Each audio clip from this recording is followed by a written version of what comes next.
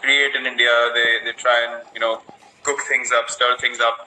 You have experienced that a lot when you were playing as well. So it's basically you just have to block the noise. And whenever I go to bat now, I understand that cricket is a small part of our lives, and I need to be able to make the most of the opportunity that I have in front of me. Yeah. And I have a larger responsibility now, to be able to maintain this culture of fitness, of taking the team in the right direction. And I mean, you just have to be grateful that you have this opportunity, and you just need to make sure all your energy is in the right place to be able to do that. Where did your nickname Chiku come from? Chiku actually came from, MS has sort of made my nickname famous from behind the stumps. In the stump mics, people pick up. They call me Chiku actually like I'm their neighbor or something like that in India. They'll shout out, "Oh, Chiku, once water, please." And I'm like, I have a name. You don't know me, but you can't call me Chiku. Jesus, so when this all finishes, you're going to walk down the street, Chiku! Yeah, I get called out by the name of Chiku all the time. No one calls me Virat anymore. Either kohli or Chiku. That's it. It's amazing. I come to India and they all call me Peter. I'm saying, who the fuck's Peter? Peter! Peter! Peter! Peter! No, I got this nickname by a coach we had in the state team, actually the Ranji Trophy, our first class teams. And I used to have big cheeks back then. And I had in 2000. Sorry. You used to have what? Big cheeks.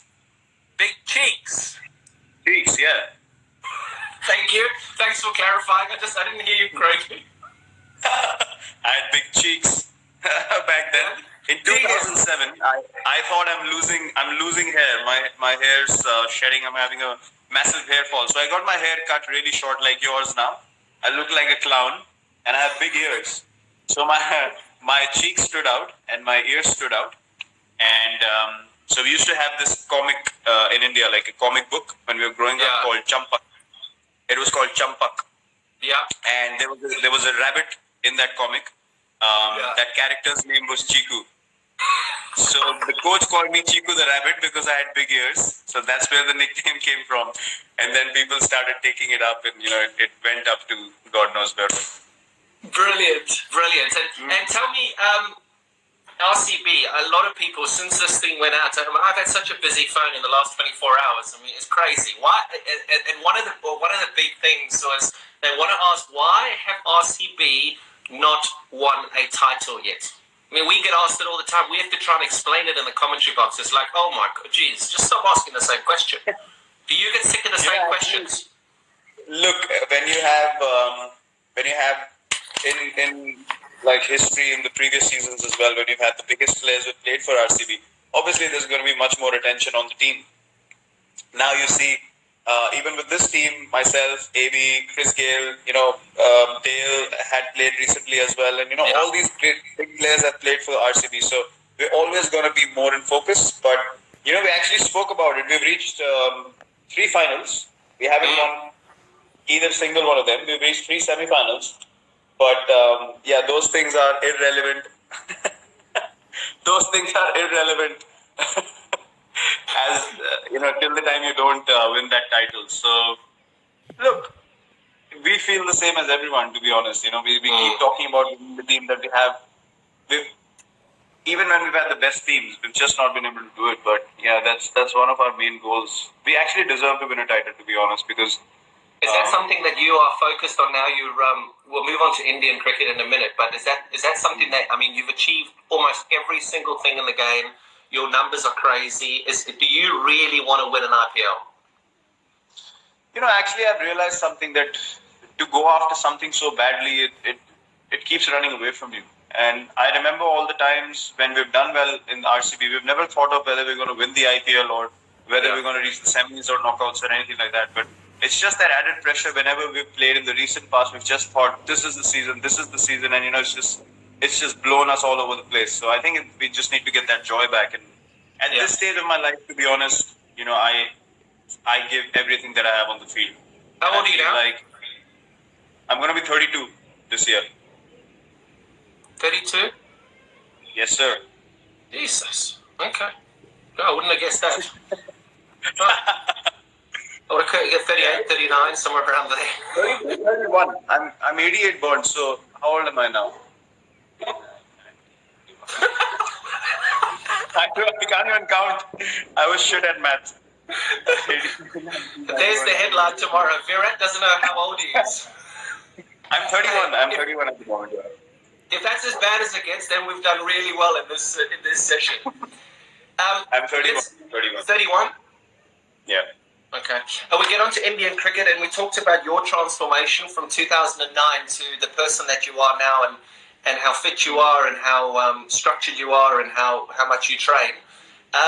Was that something that you desperately wanted to bring to Indian cricket? I remember playing against India when my first time I played against India was 2006. We toured India after that 2005 Ashes, and there was Tendulkar, Laxman, Dravid, Kumble, Harbhajan, Ajit Agarkar, Zahir Khan, Ashish Nehra. All these guys were playing. And I mean, you'd hit it to extra cover and you'd run 4. Yes, no problem. You just run 4. Whereas now, the team that you've got, you hit it to extra cover. You don't even think about running. Is that something that you've been so focused on and dedicated to bringing to Indian cricket, that strive to make sure that in the field, we're the best? Look, I started playing in 2008. I saw 2009, 10, 11 is when we won the World Cup. When you played that shit shot and we drew the game in Bangalore. 11 is when I got you out stumped down the leg side with bowling a legitimate. We're gonna get there. Just talk about you. Okay. So I saw 2009, 10, 11. These were my regular years with India. and then 12, that England tour when we came to England 2011. Yeah. We lost badly there. You did. 2012. 2012 Australia tour was a difficult one as well. So I thought, there's always a natural transition that happens in every team. And I was lucky that I was in the center of that transition when it was happening. And I got the opportunity to see both sides of things, like what we were lacking as a side and what the world was catching up on, and they were becoming far more superior compared to us. So the plan was clear. I mean, when the next lot of players come in, this is the direction we're going to go in. And to be honest, I was lucky that I played with a group of players who were driven, similar age group, and together from number 7 or 8 in the world in Test cricket. For 3 years now, we've been number 1. So it's been quite an astonishing journey. It's quite unbelievable, to be honest, because we had no experience and we beat everyone, most places. We competed everywhere we went in the world, and it's just that to be able to come to the top of world cricket again has been a great journey. But then again, it gave us a vision, a goal to achieve, and all our focus was towards that. And with the IPL, you see a lot of teams that come to India now, and they're a lot more competitive. I remember we came to India and actually beat India in 2011, 2012, and that's because a lot of us actually feel at home in India as foreigners. True. India have an issue traveling abroad. They have a real issue traveling abroad. What do you think the biggest issue for you guys is traveling abroad? I'm talking results. Now, to be honest, before when we used to tour, it used to happen sporadically. Like we would come to England every 3 or 4 years, and in between there was nothing. But India, you guys would come every year for the IPL and get used to the conditions and so on and so forth. But now when there's so much